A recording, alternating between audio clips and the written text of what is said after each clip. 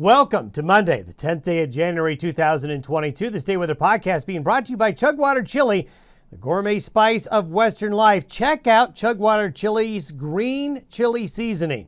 Until now, making a green chili dish required having fresh green chilies around, but now you can whip up a green chili dish in no time at all. The Chugwater green chili seasoning is an easy way to use blends of spices designed to simplify your meals. Create a delicious green chili in just minutes when using this blend. Get yours today with discount code ChugwaterDon for 20% off.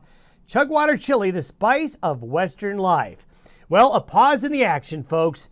This is the break that I think a lot of folks have been wanting to get to. We have had road closure after road closure, windstorm after windstorm, lots of winter weather with lots of mountain snow, and just very trying weather at times to just get to point A to point B. But for the next 4 days, folks, this pattern, while windy at times, will be warmer and dry through Thursday. We do have a front that's going to come in late in the week and by the weekend, bringing maybe a little bit of snow, not a lot, and colder by Friday and Saturday. The snowpack boost has been amazing. We'll take a look at that. And then by the end of January, we're seeing a pattern evolve and our confidence is growing. Last 10 days of January into early February for a lot of the nation looks quite cold. We'll show you that here in a moment. First of all, let's take a look at the snowpack. The snowpack jump has been just amazing.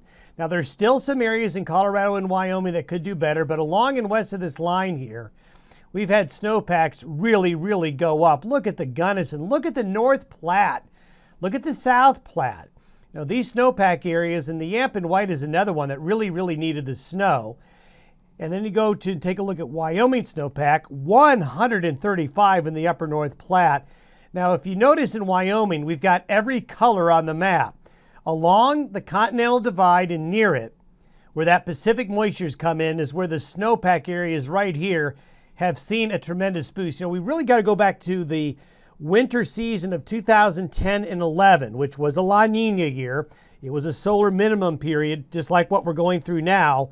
That reminds me of this year. Notice, though, along and east of this area here, snowpacks aren't as good. The Belle Fourche, the Cheyenne River Basin, the Bighorn Mountains, they just have not been able to catch the Pacific flow that happened in the month of December. I'm still cautiously optimistic these areas are going to catch up before the snowpack season is over.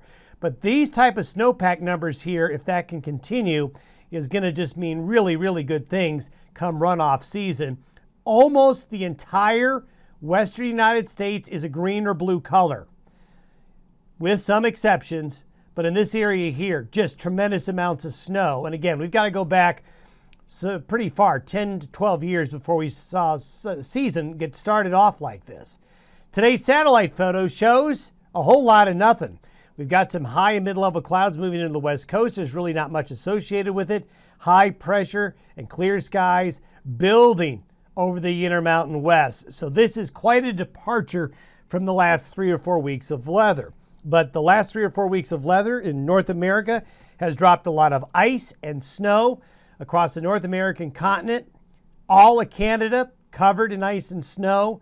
A good chunk now of the lower 48 states seeing a more southern extent now of the snow, and we'll continue to see this push more south here in the coming weeks. Take a look at the entire northern hemisphere.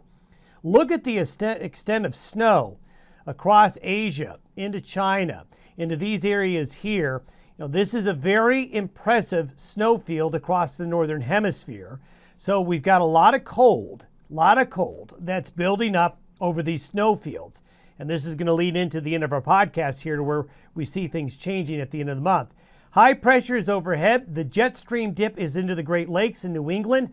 This is where the cold, wintry weather is going to be here this week. Lots of lake effect snows, cold weather into the Midwest and the Northeast, while we catch a break here finally from California to Colorado, Montana to Mexico. There's going to be a 4-day period of quiet weather. Now, this is by Thursday night and Friday. We get a kink, and this is a wave that's going to head southeast.